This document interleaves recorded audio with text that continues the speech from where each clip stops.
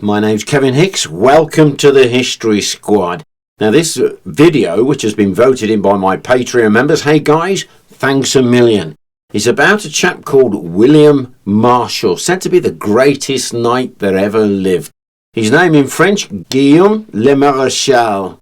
He served under 5 kings.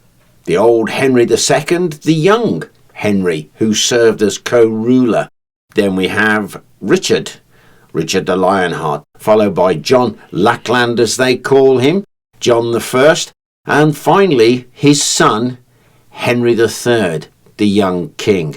Now, William Marshal, he was knighted in 1166. So what we're going to do, we're going to start off by having a look at his young life. Give us an idea what this man really was like.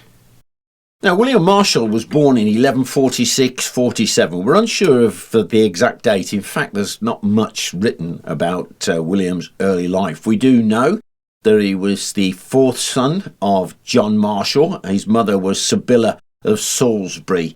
He was born in the most turbulent times. In 1135, King Stephen had usurped his cousin Matilda from the throne of England, and it literally plunged England into turmoil. Now, his father, John, at first was on the side of King Stephen, but he changed sides. 1139, he switches over to Matilda.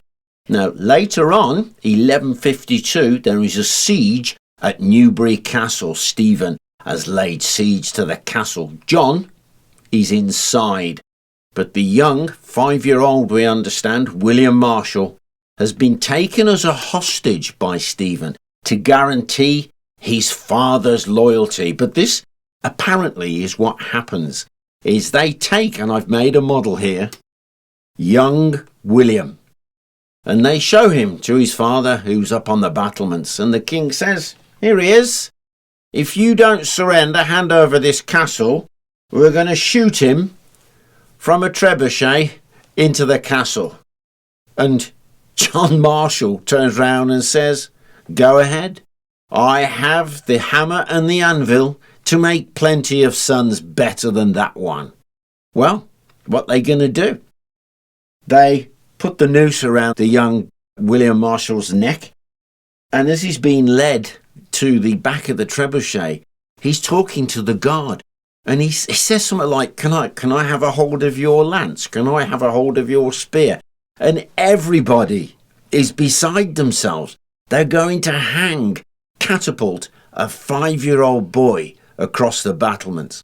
Well, William wins their hearts, and King Stephen cannot do him. Now, he will remain a captive, but I've wondered, what happens when you catapult somebody from a trebuchet?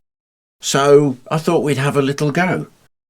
Now, I don't actually know what's going to happen. I've never hung anybody from a trebuchet. So don't forget, this is just a little model. Let's see what would have happened. I'm just going to let go of the arm.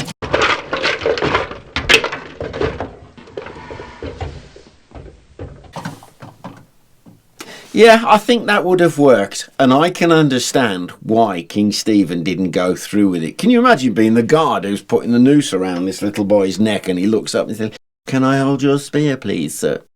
So, we know it would have worked and how terrible it would have been. That was quite successful, really. So I'm going to take this down now, and we'll carry on with the story. So the war between King Stephen and the Empress Matilda finished in 1153. So William Marshal, being the younger son, he's got no lands to claim or anything like that. He, at the age of 12, was put into night school. That's a good way of summing it up. He was put into the care of his mother's cousin, William de Tancarville.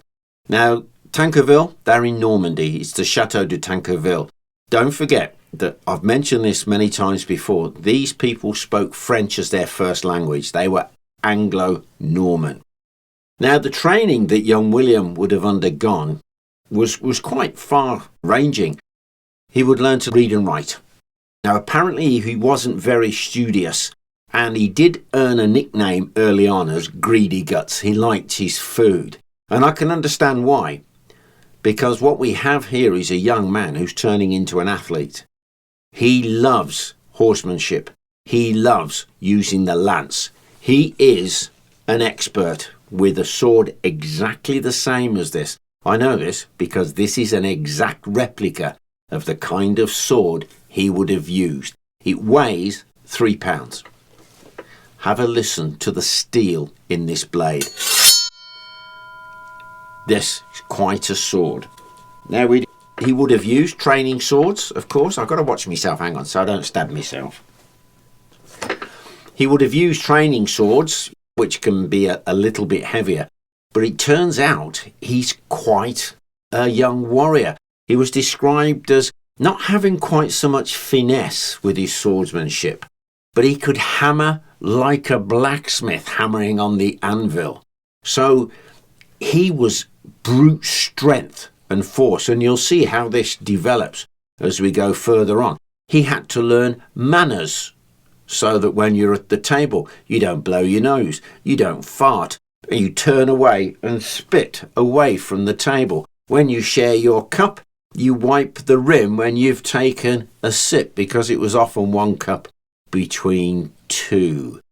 But there will be a chance for young William to learn from his own mistakes. And what happens next is, because he is now becoming quite a warrior, he will gain his title, Knight, from de Tankerville himself, 1166. And he will see his first action, and people then realise what a young warrior he is becoming.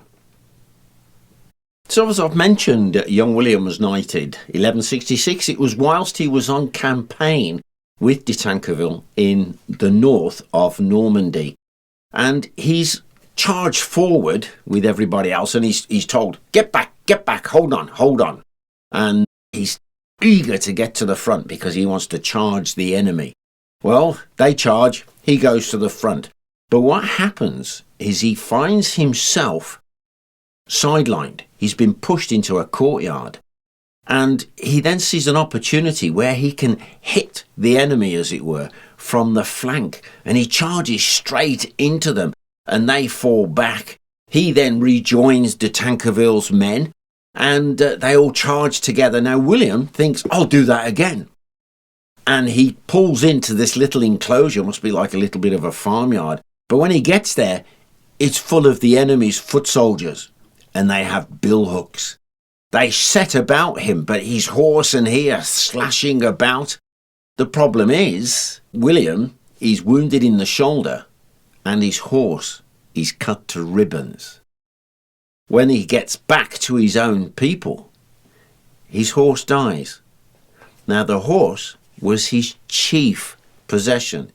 It was a destrier. Now, I'll explain about those in a little while. But now, when they have a feast, because the de Tankerville men were successful, they were triumphant, William is toasted as a heck of a warrior. Wow! But then they say, did you not have any little gift for his lordship? What they were saying was, you never took any prisoners. You never took any armour. Although you were brave, what you did was you sacrificed your horse, your most treasured possession. Now, these destriers were bred for war. Their bloodline apparently was quite incredible, even with a bit of Arab horse in it. But saying they were bred for war, these beasts will bite you. They will kick. They will charge into you. Now, one destrier could cost between 40 and 100 pounds. Now, 40 pounds in those days is the equivalent to 30,000 pounds today, which is roughly 38,000 US dollars. Now, one destrier is worth 40 palfreys. Now, a palfrey is a simple riding horse. It's bred for that job. One destrier is also equivalent to 200 pack horses, or 500 oxen, or 4,500 sheep. It's listed. That shows you just how much a destrier was actually worth. Now, William Marshal has been invited to take part in a tourney, a tournament. The big problem for him is he doesn't have a destrier. He is going to ride a palfrey all the way to the tournament. He's going to be a bit of an embarrassment. Now, the tournaments in those days, Nothing like the films. Now I'm going to put together a little model. So William is about to enter his first tournament. But as I mentioned, it's nothing like the films. The early tournaments were basically just one massive battle. Everybody lined up and they charged against each other. They can be 2 or 3 miles apart on these fields, and then they would spend all day battering hell out of each other, I suppose you'd call it. And the idea was to capture your enemy knight. Then you've got his horse, you've got his armour, and if he's worth any money, you've got ransom. This is a way of making a reputation for yourself, and it's also a way of getting some money behind you, making you richer. But it was a free-for-all. It was absolute pandemonium, and a lot of people ended up with broken bones, broken teeth, and occasionally the loss of life. But an interesting thing came out of this. It was frowned upon if you injured your opponent's horse. Interesting. You can bash heck out of your opponent, but mind his horse. But there again, they were worth a fortune. They weren't a paltry sum, and that's the problem for young William Marshal. He's riding his palfrey, his riding horse, all the way to the tournament. Well, the constable belonging to the de Tankerville household took pity on him, and he says, look, we can't have you entering the tournament tomorrow on a palfrey, so you can have the last destrier in the stables that we've got left. So in he goes, and there's a monster. The reason it's the last destrier in the stables is nobody can ride it. It's a killer. So William Marshal has got himself a nice war horse, but it's more likely to kill him as everybody else. So what does he do? He looks around the horse. What's wrong? Loosens the bridle, makes the horse more comfortable. Then he spends most of the night riding this horse around, getting to know it. What's the problem? And the next day, when they charge into the tournament, he does something quite remarkable. He sees an enemy knight or an opponent, and he grabs the bridle of his horse and yanks him and rides him off the battlefield. This nobleman who had money couldn't do anything about it. William Marshal has captured his first profitable knight. He does about 4 of them. He hammers men to the ground. At the end of this tournament, he is suddenly, yes, a warrior, but he's also a warrior, a knight, who has just a little bit of money behind him. Now, going on from there, 1168, William is taken into the service of his uncle, Patrick, Earl of Salisbury. So he's a serving knight, and they are escorting Queen Eleanor of Aquitaine, who just so happens to be the wife of Henry II, King of England, when they are ambushed by a rogue knight, Guy de Lusignan. It's nasty, because what happens is they were not prepared for battle. They were only partially armoured, or they were unarmoured. Now, Earl of Salisbury, Patrick, is just dismounting his horse when he's run straight through the back with a lance, killing him instantly. William Marshal sees the death of his uncle. He now plunges into the enemy, fighting furiously. His horse is killed from under him. Whilst on foot, he draws his sword and he's hammering away at these rogue knights. This gives the Queen chance to escape. But William now, with his back to a massive hedge, he's fighting away when one of the enemy go behind him and they thrust a lance straight through his thigh. Now let me show you what the lance head was like. Just look at that. Straight through his thigh. He drops to the ground. He is bleeding profusely, but the Queen has escaped. Now Guy de Lusignan, he knows he is now a rogue knight. It's dishonourable what they have done to the Earl of Salisbury. So they've got to have it on their toes. Now William, he's not worth very much, if anything at all, but they throw him over the back of an ass, tie him down, and they lead him away. These knights are on the run. They've got to get away. They can't stop. They don't dress William's wounds. When he can, he tears some material from his own clothing and tries to staunch the bleeding. He's in a dangerous situation now. Not only is he a captive and they don't care for him, he could bleed to death. He could get gangrene infection. But luck is on his side. When these knights stop at a household and they're put up for the night, the mistress of the house takes pity on William, but she's not allowed to dress his wounds.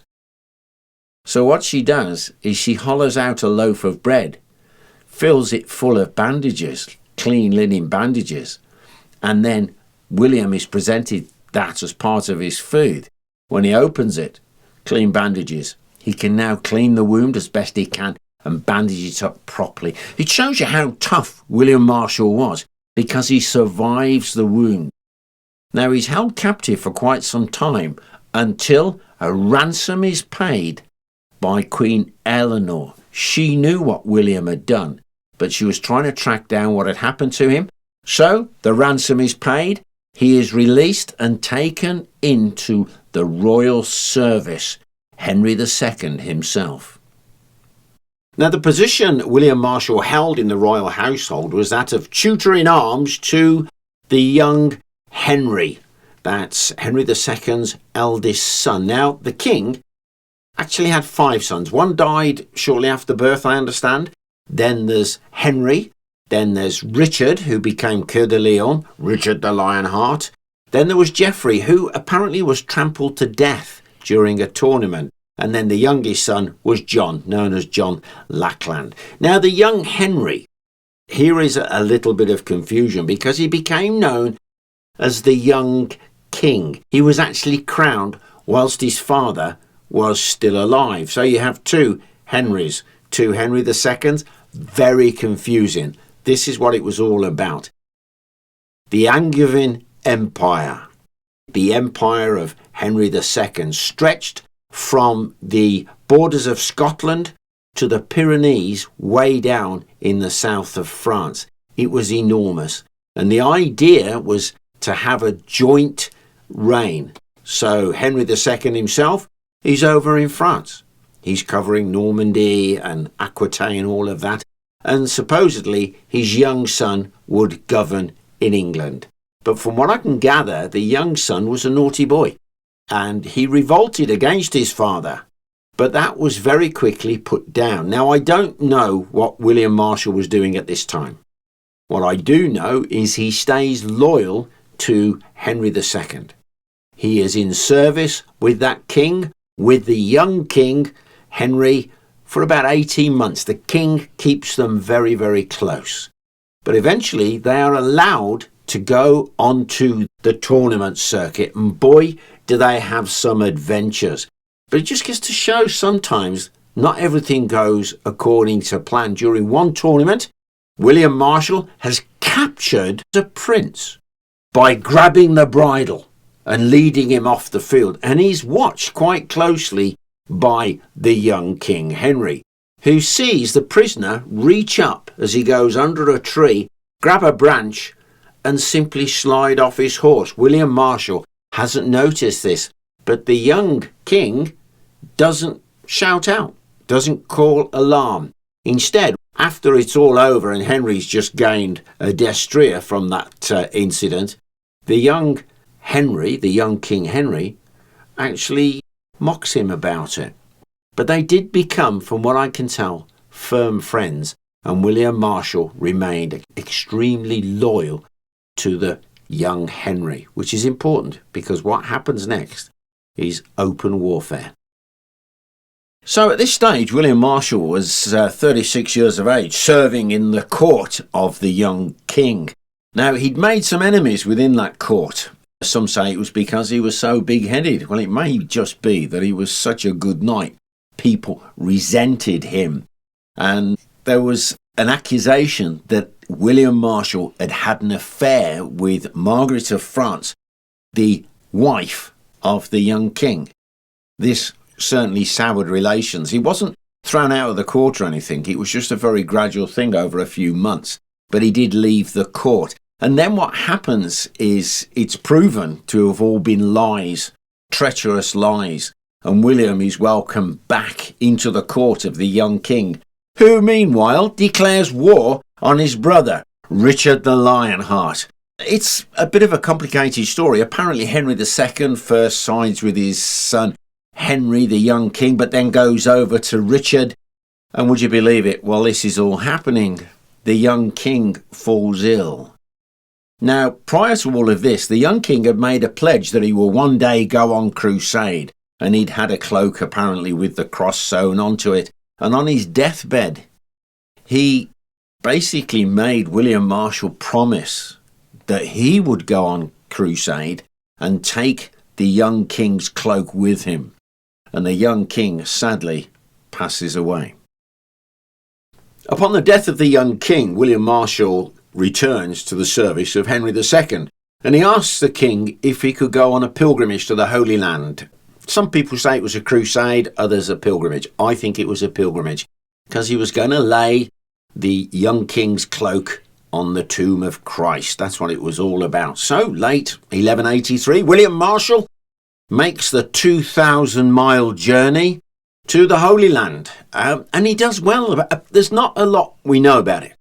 We know he visited the various sites, he did the pilgrimage stuff. But apparently he saw some skirmishes against Salah ad-Din's men and earned the respect of the Hospitaller Knights and also the Knights Templar. He returns a little bit disillusioned with the Crusades to England on 1185. Interestingly, February 1185, that's when the Knights Templars Church was actually consecrated in London.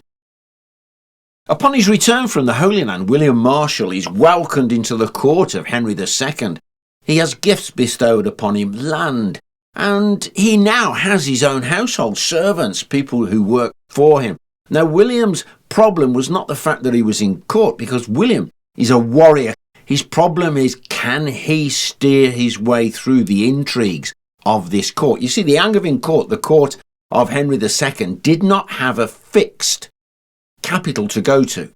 So it could travel from Normandy down into France, back across the Channel. Do you know it took 50 ships to transport the court across the English Channel? It was described as being like a 100-handed giant. Now, the old capital of England, or the king's residence in England, was Winchester. And it's reckoned that the king's bedroom at Winchester had a mural on the wall of a great eagle being torn apart by its 4 offspring.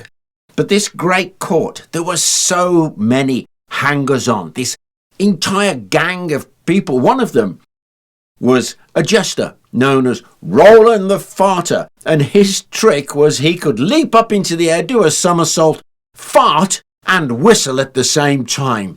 There was even a marshal, a keeper of the royal whores, a keeper of the royal prostitutes to keep them in order. But the courtiers themselves, they were absolutely treacherous, all working for that one prize, the ear of the king. William had to learn how to steer his way around the court, but because he was such a great warrior and revered, he had a lot of respect there. But then he learned how to act almost as a mediator between noblemen who are having an argument in court, or how to defuse a situation. And the way he did it was he recounted stories of his own past, especially a particular incident when there was a noose placed around his neck when he was only 5 years of age. He was learning. Now, amazingly, after 13 years' service in the young king's court, William Marshal had received no advancement. In 1186, Henry II awards him his first estate, Carmel in Lancashire. That brings with it £30 per annum income. All of a sudden, he is landed. He is becoming a lord. He also has 2 wards given to him, awarded to him. These are people he has to look after, one of which was Eloise of Lancaster. She also had estates up in the Lake District round Kendal. Now, William Marshal would manage her estates, and as was his right, he profited from this. He would manage her estates until she was married, which was interesting because Henry II had hoped that William Marshal would marry Eloise, but William didn't want to. Now, his second ward was John Early, and John Early and William Marshal became firm friends over the years. And then, amazingly, Henry II makes William Marshal his chief advisor. Sadly, in August 1186, Geoffrey, Count of Brittany, Henry II's son, is trampled to death at a tournament. Very, very sad. But it's at that time that Philip of France, the King of France, makes incursions into the Angevin territory. So let me explain. France in those days was not the France of today. The northern part of France, we will call that France. But then you have Normandy, then you have Aquitaine, then you have Brittany. You have these different factions which make up the Angevin Empire, or most of it.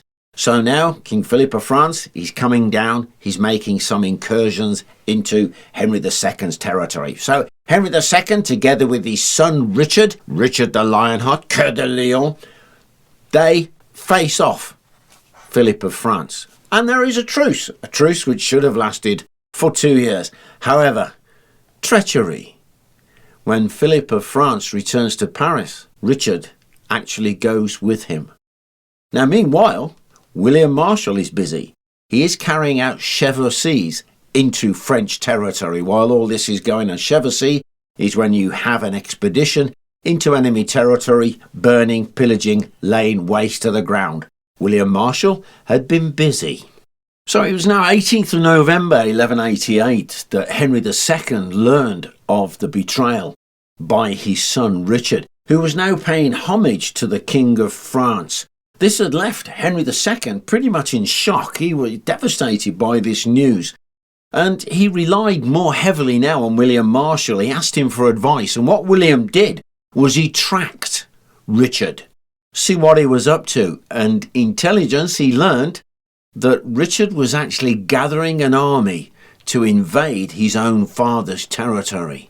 Now, at this time, William Marshal was given another ward. This is Isabel de Clare, the daughter of Richard Strongbow. She came with lands in Southern Ireland, Wales, and the Welsh Marches. That's the borderland between Wales and England. Now, if he married her, he would be a very wealthy man indeed.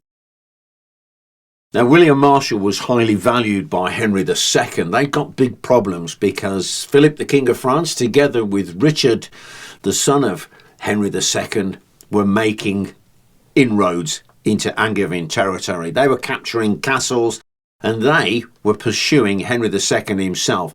He fell back together with William Marshal on Le Mans. Now, there was double defences there, and it was William who was out scouting when he saw that the French advance guard had actually made their way around the defences and had found a ford across the ditch. William now orders everybody, right, watch out, they're on their way. He puts on his armour and he says to everybody else, put your armour on. When they see that these French, together with Richard's forces, are now on them, the king must retreat. William now goes forward to clash with the enemy as they come up this narrow road. As he's making his way forward, he has shield. I've got a shield. A lance. He has his helmet. And as he's going forward, he sees one of the lead men in Richard's army. In fact, it was Richard himself. But he only had an iron helmet, no shield, no lance.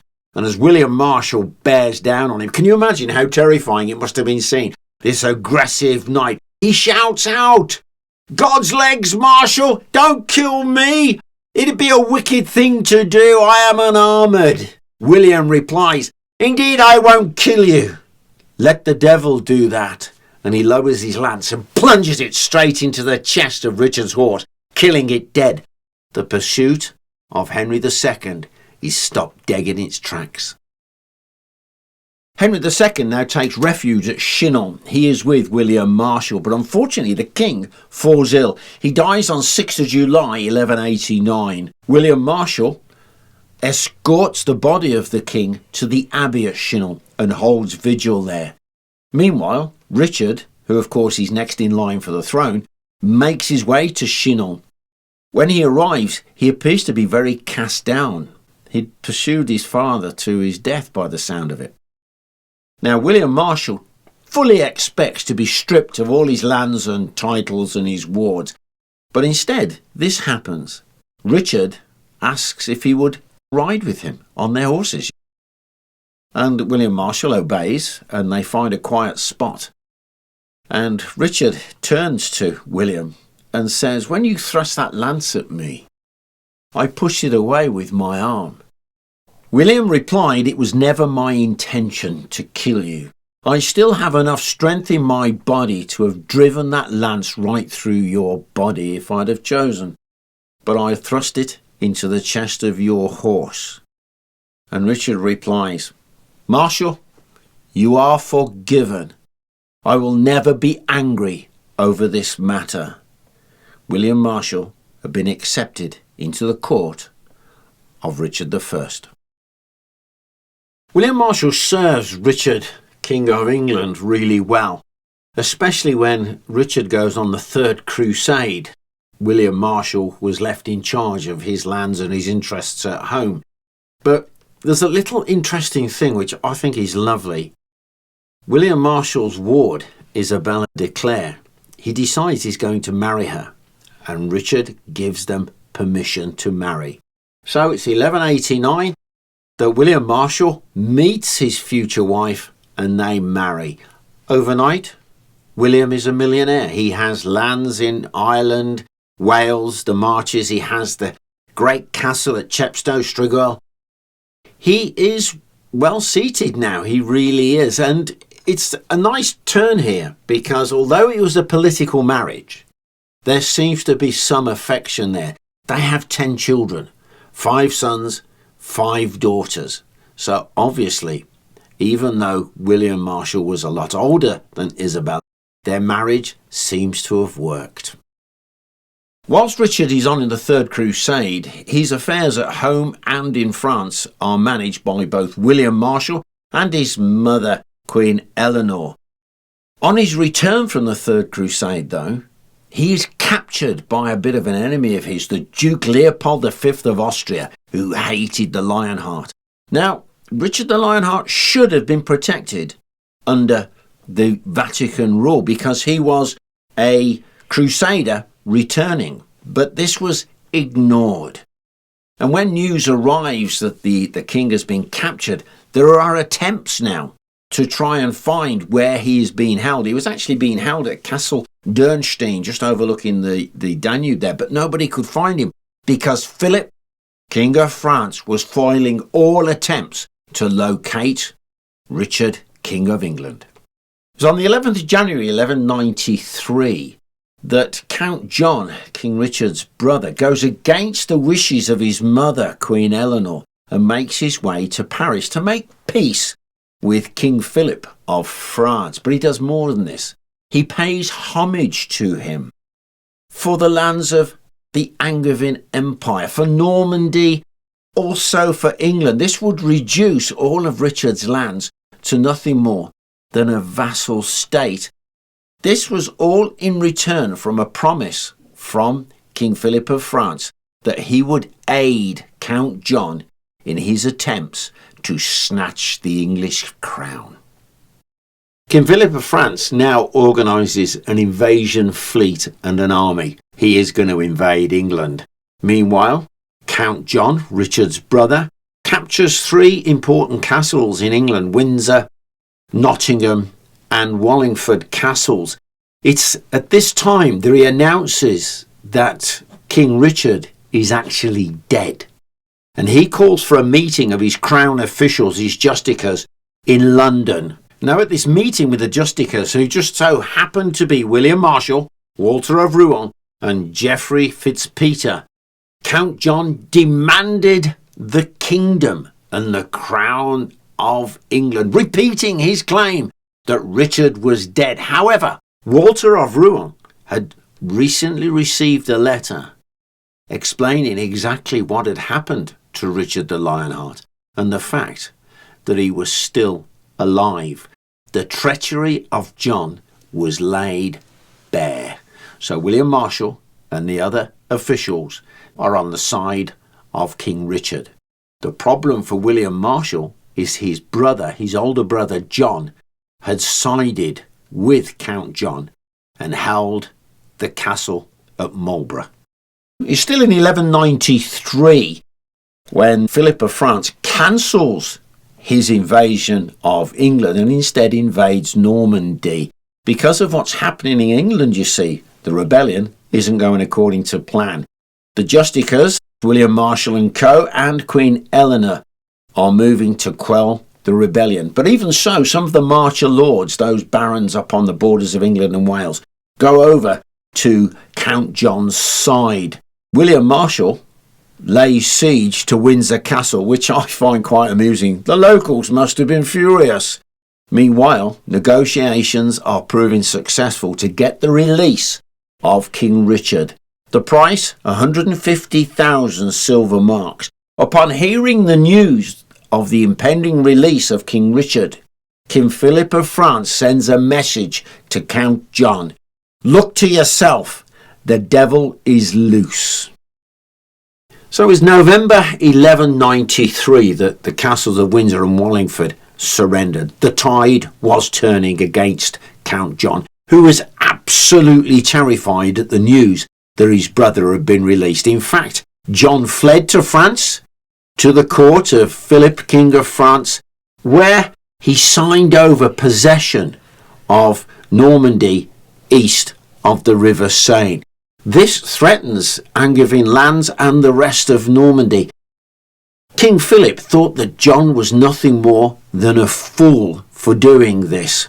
Meanwhile, after 14 months in captivity, Coeur de Lion, Richard the Lionheart, is released from captivity. He had been away from home for 4 years. Now he must go to work reclaiming his lands. He will rely heavily on William Marshal. Having recovered the castle at Bristol for Richard I from the hands of rebels, William Marshal has a chance to return home to Strugall, to Chepstow Castle. And it's there that he receives the news that his own brother, John, his older brother, has died of his wounds, possibly received whilst defending the castle of Marlborough for Count John. This puts William Marshal in a bit of an awkward situation. William Marshal is loyal to the king, but his brother was a rebel. At the same time, William is devastated by the death of his brother. So what he does is he organises the funeral very, very quickly. His brother will be interred at Bradenstoke Priory. And what William Marshal does is he intercepts the coffin on the way to the burial. When he sees the coffin, apparently he almost fainted with grief. He was so upset at the death of his older brother. However, he does not attend the burial. Instead, he makes haste to a meeting with King Richard. William Marshal was united or reunited with King Richard the Lionheart at Huntingdon, and he was commended for what he'd done, how loyal he'd been to the king. There was a feast, and during the feast, William Marshal realises something. Because he'd not been on the Crusades with King Richard, he's now on the edge of his circle, because all of his inner circle are men who'd fought with him at the Crusades. They were all comrades in arms. So William finds himself a little bit pushed out. It's just a personal feeling, but it's what actually happened. However, in the wars that will follow, William will have plenty of opportunity to earn the affection of the king. With the death of William Marshal's brother, John, William inherits his title. It's only a ceremonial title, but it's the Royal Master Marshal. So now we've got an extra title for William Marshal. Now, together with the king, it's going to take them 5 years to reclaim their lost Angevin lands, their lost lands in France. But first, they have got to deal with the rebellion, the rebels in England.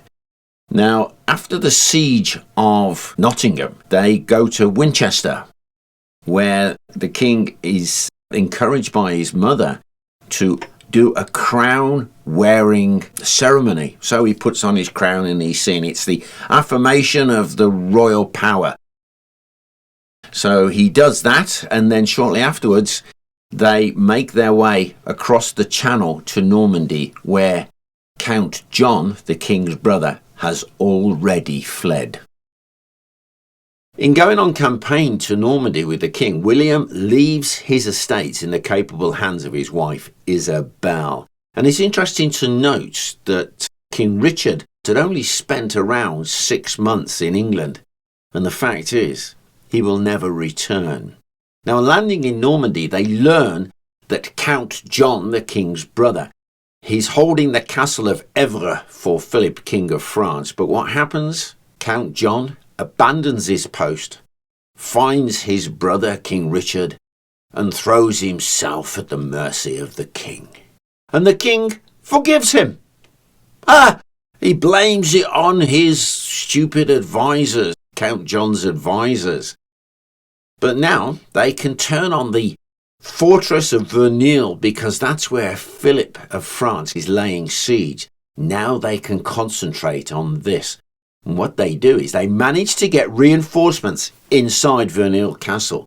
Now Philip of France is trapped. There is an English army outside and there's a reinforced garrison inside. So he withdraws.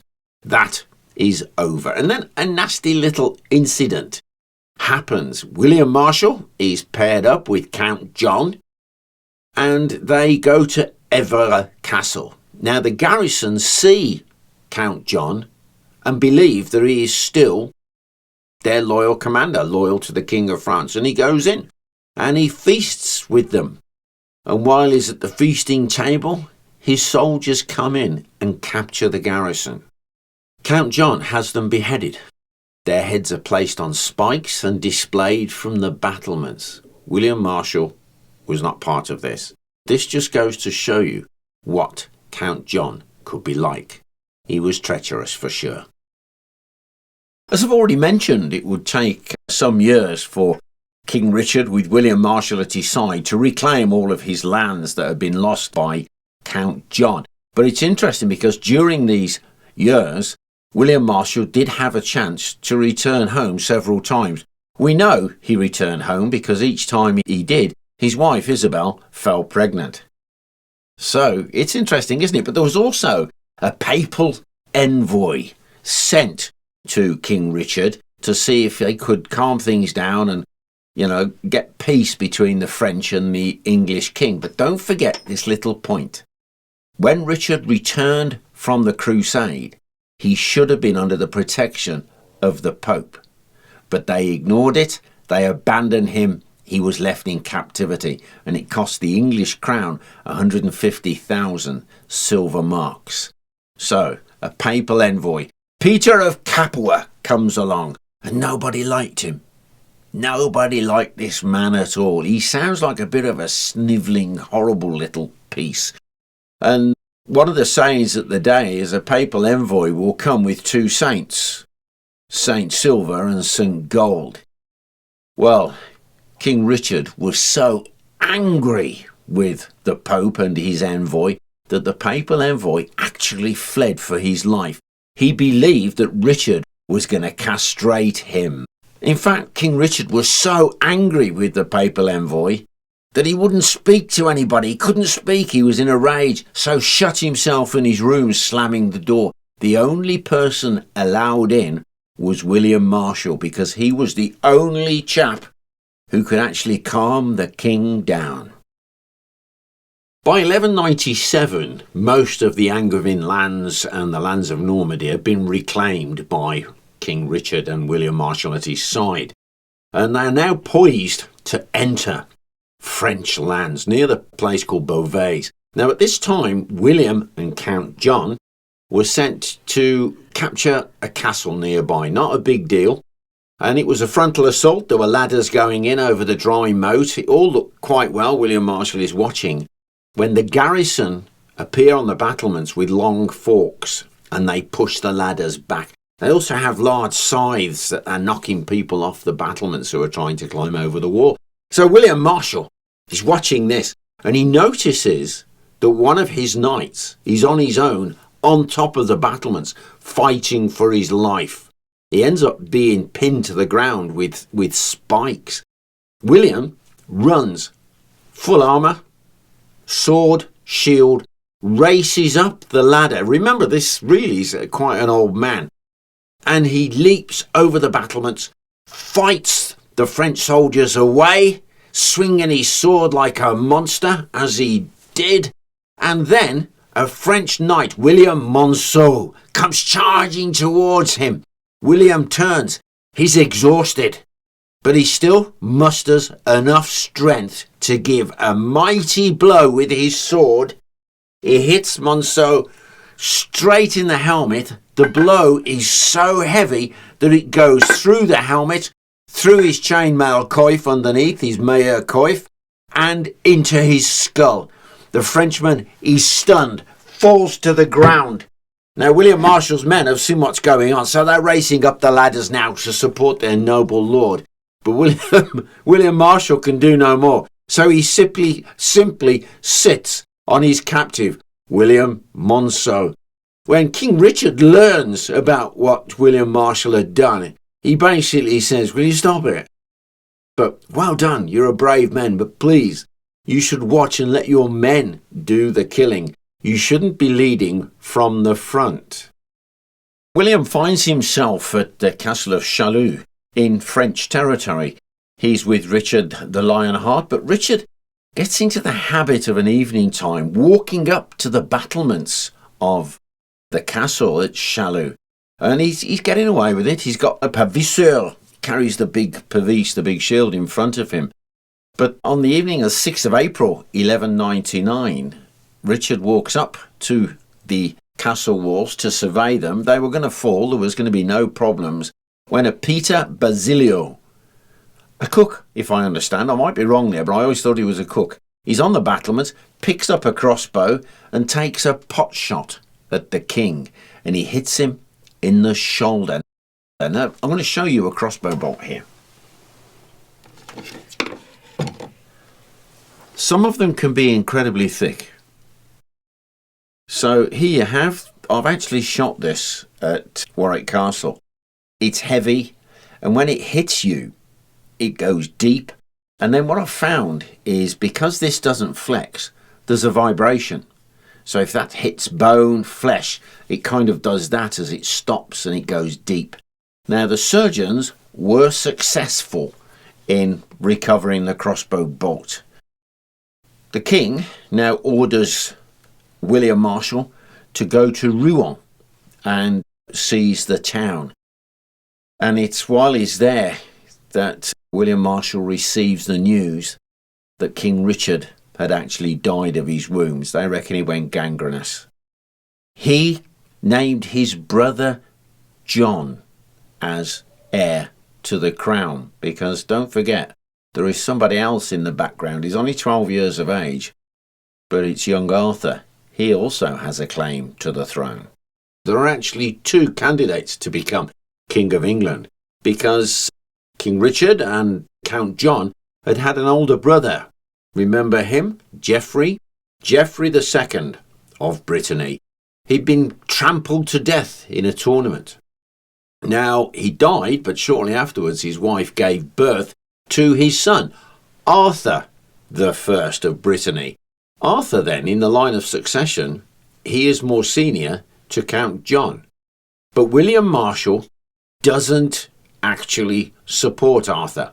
He reckons Arthur has a court around him of not very nice advisors. So he supports Count John's cause. Now, Archbishop Hubert warns William Marshal about this, and he says, "You'll never come to regret anything more than what you're about to do now." In other words, you're making a big mistake. Well, let's see what happens. King John.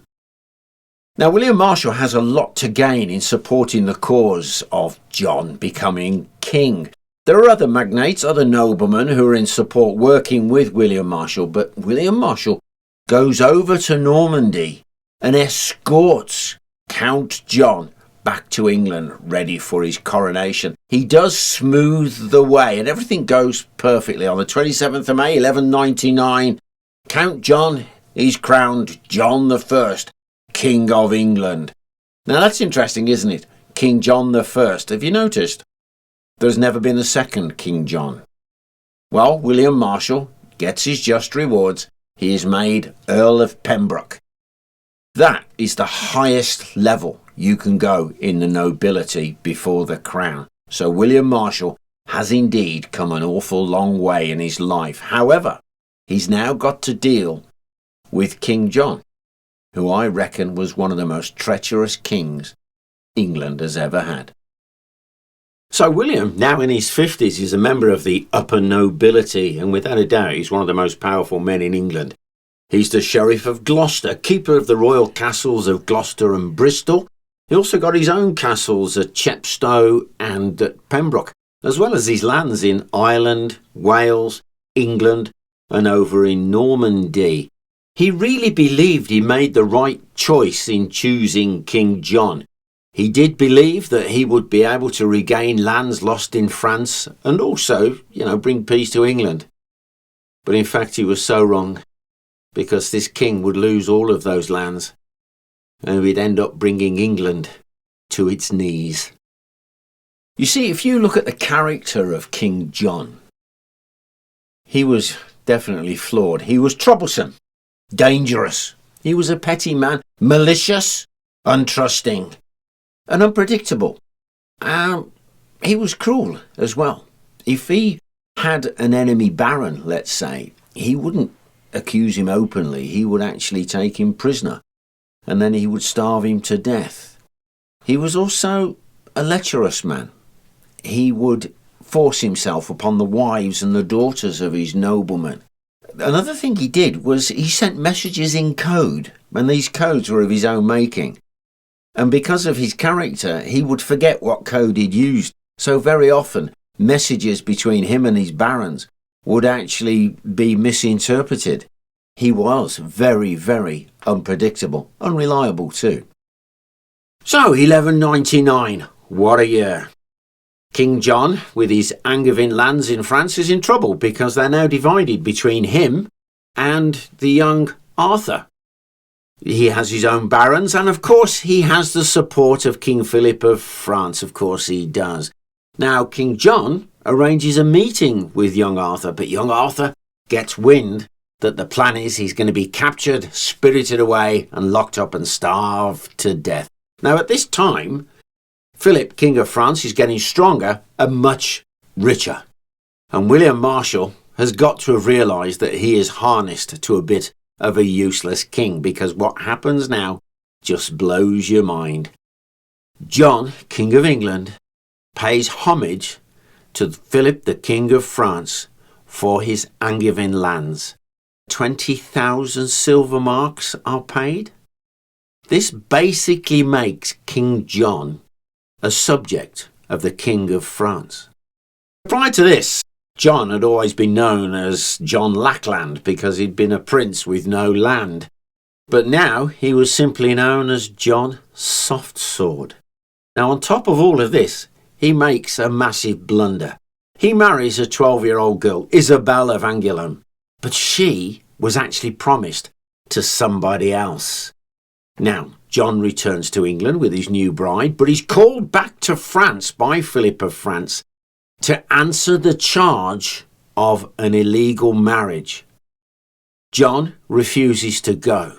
So now, Philip of France can claim King John's land in Normandy, which he does. It was a trap. In April 1202, Philip, the King of France, actually knights the young Arthur, this 15-year-old Duke of Brittany, and gives him the rights to the Angevin lands.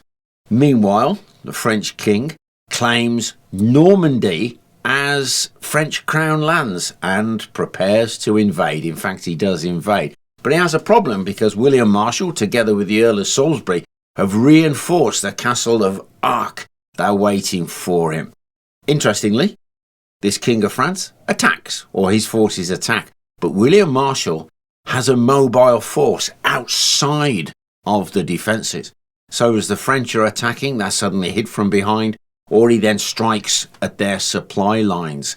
Meanwhile, the young knight Arthur opens a second front in Anjou, and he lays siege to the castle of Mirabeau, which is a bit unfortunate because it has King John's mother in there, Queen Eleanor.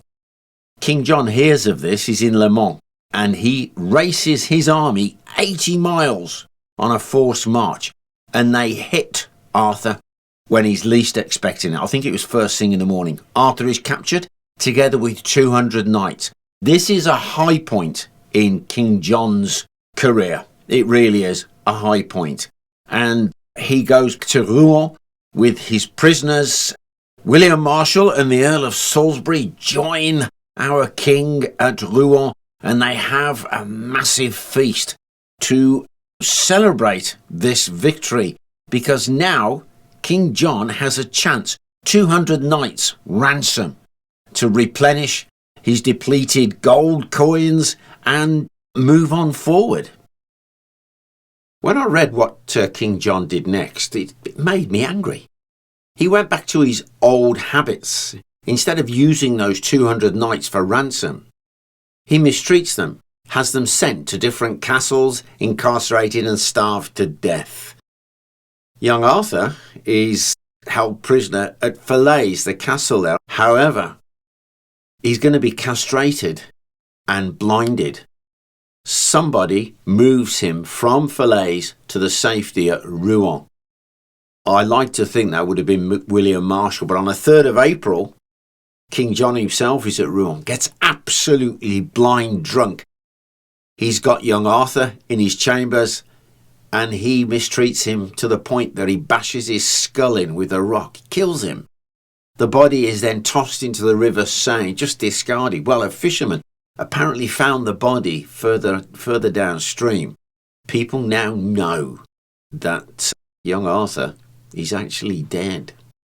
William Marshal tried to warn King John about his behaviour, but King John's arrogance simply blinded him. Now, because of what King John's been doing, many of his Angevin noblemen, the barons there, they actually change sides. They go over to Philip of France, and can you blame them? The problem is now King John loses control of those Angevin lands. Meanwhile, William Marshal defends Upper Normandy. Now, any meetings that were trying to be arranged between King Philip and King John, there was a precursor from King Philip. You want a meeting? Produce young Arthur first. But he couldn't, could he? Arthur was dead. King John now is becoming more and more paranoid and distrustful. He believes that some of his men are conspiring to take him prisoner and hand him over to the King of France. Well, in December 1203, John, together with William Marshal, returned to England. Normandy is lost. Now, William Marshal's got a problem, and so has the king. The king's actually got a real problem because many of his noblemen, his barons, stayed in Normandy with their lands. He has got barons back in England, but some of those now are, well, what are we going to do? And William Marshal is one of these who has to reevaluate what's going on. He has lands, Longueville, in Normandy. So he gets permission from John, King John of England, to actually go over to France and pay homage to Philip of France. He pays 500 silver marks, and he can keep his lands now at Longueville. As long as he pays homage, Philip is his liege lord in France. But then later on, King John realises, oh my goodness, what have I done? I've given William permission to pay homage to the King of France. This means that his loyalty is now divided. So William Marshal is going to find himself edged out more and more from the King of England's court. So now Marshal appears to be on bad terms with King John. King John now draws up plans to reinvade Normandy, and he orders William Marshal, you're going to follow me to Normandy. And William actually reminds the king, I can't. I owe allegiance to Philip, King of France, for my lands at Longueville. Well, this is it now. William Marshal, he's edged out of the court of England. So he returns to Chepstow Castle, one of his favourite places to live and a place that I have visited, worked at many, many times. It's a chance now for William to totally reevaluate what he's up to. What's he going to do with the rest of his life?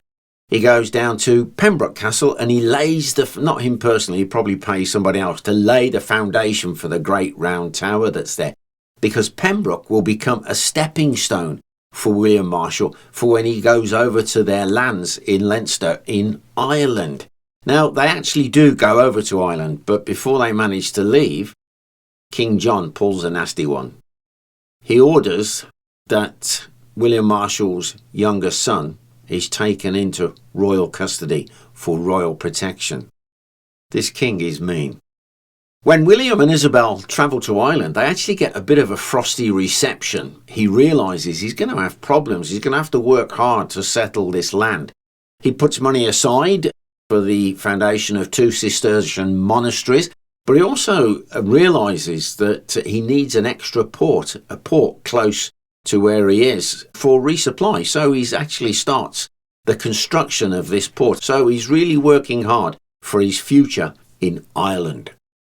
I tell you what, I'm almost breathless when I read what this King John has done. So, William Marshal has permission from the King of England to travel from Pembroke to Ireland. But King John is really now vengeful towards William Marshal. He starts to strip William Marshal of the castles in his care.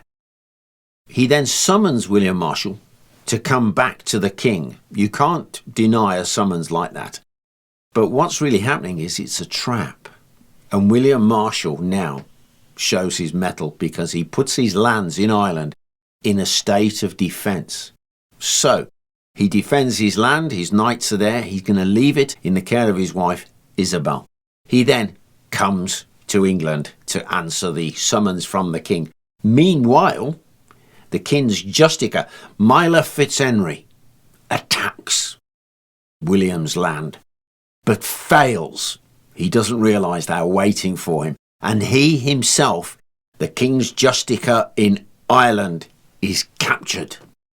William Marshal knows about this. He's informed by a secret letter. So John tells William Marshal that his land in Ireland has been captured. He doesn't know that William actually knows the truth. Well, cut a long story short, there is a compromise.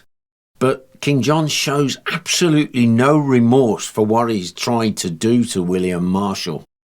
In fact, what he does next, he takes William Marshal's second son into custody, into royal custody. He's basically a hostage.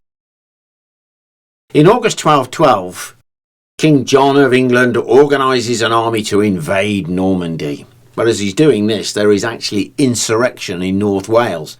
So King John has to redirect his army to go and deal with that. Now, whilst this is going on, King John gets wind of a plot to actually capture him. As this plot is uncovered, I'm not sure how much truth is in this, but what we do know is some barons suddenly disappeared back to Normandy. William was suspected of being part of this plot, but he reaffirms his loyalty to King John. He persuades him, look, I'm loyal to you. And it's important because King John really did need William Marshal more than William Marshal needed the king. It's amazing how many people one king can actually upset. Some years before all of this has been going on, King John had actually had an argument with Pope Innocent III and had been excommunicated. So it's no surprise when the Pope authorises a French invasion of England to seize the throne of England, depose the king. So what does King John do? He actually takes his cap off, bows to the Pope, pays 1,000 silver marks to Rome. He swears allegiance to the Pope. In fact, what he's done is he's turned England into a papal state. King John launches another invasion into Normandy. Now, together with some of his allies, he fights the Battle of Bouvines and loses. And when I say loses, it was catastrophic. The French lost 2 knights killed. King John and his allies lost 169 knights killed and 131 captured, and hundreds upon hundreds of other soldiers were killed. I've just been reading about the battle, and I think it's going to be a subject for a future film. But it is, as I said, an absolute catastrophe now for King John. When he returns home, there is massive unrest amongst the barons. Look what you've done. Now, 1215, William Marshal becomes the chief negotiator between the barons and the king. It takes 5 months of negotiations, and the king finally signs the deal. 15th of June 1215, down at Runnymede, not far from Windsor Castle, King John signs the Magna Carta, the Great Charter. This was vitally important, as it was basically the first document ever to put into writing the principle that the king and his government were not above the law. It sought to prevent the king from exploiting his power and place limits on royal authority. It wasn't long before King John reneged on the Magna Carta, even complained to the Pope, who had the Great Charter annulled. Civil war now breaks out in England, and King John's armies ravaged the land. No one was safe from his tyranny. He was known to torture some of his prisoners. But no matter what King John did, William Marshal stayed loyal to the crown. Meanwhile, in England, the rebels offer the crown to Prince Louis of France. That's Philip's son. And he lands with his invasion force on the 22nd of May, 1216. William Marshal suggests, so I understand, to King John, whose barons are abandoning him, to retreat, and they do indeed fall back. It's quite a journey, but apparently the king falls ill. On his deathbed, he calls William Marshal to his side and asks him, "Will you ensure that my son Henry takes the throne?" When the king dies, William Marshal takes charge of the body and has him buried at Worcester Cathedral. On the 11th of November 1216, William Marshal is made protector of the 9-year-old King Henry III. He's also made regent. That means he's going to have to run the country. But of course, the country is torn apart by warfare. So William Marshal now has to pursue that war against Prince Louis of France. On top of this 70-year-old man has got to run the country. William Marshal now makes his way to Devizes in Wiltshire to meet the 9-year-old King Henry III, who is being carried by a knight. He's actually in the arms of this knight. This is a wee child. And he turns round when he sees William Marshal. He makes a speech. I'm going to read it to you here. And now remember, this is a 9-year-old boy. He looks at William Marshal and he says, "I give myself over to God and to you. So in the Lord's name you may take charge of me." William Marshal then replies to the young king, "I will be yours in good faith, and there is nothing I will not do to serve you." Wow. You know, these little pieces of history, they're quite wonderful. Well, William Marshal now is he's the protector of the king, but he's got a war to pursue. So he fights against Prince Louis. Now, don't forget this guy, I've told you before, he's now 70 years of age. And he fights at the Battle of Lincoln. He doesn't just fight, he leads his army and he leads a charge into the enemy. He then makes his way from Lincoln all the way down England to lay siege to London, which is in the hands of the French.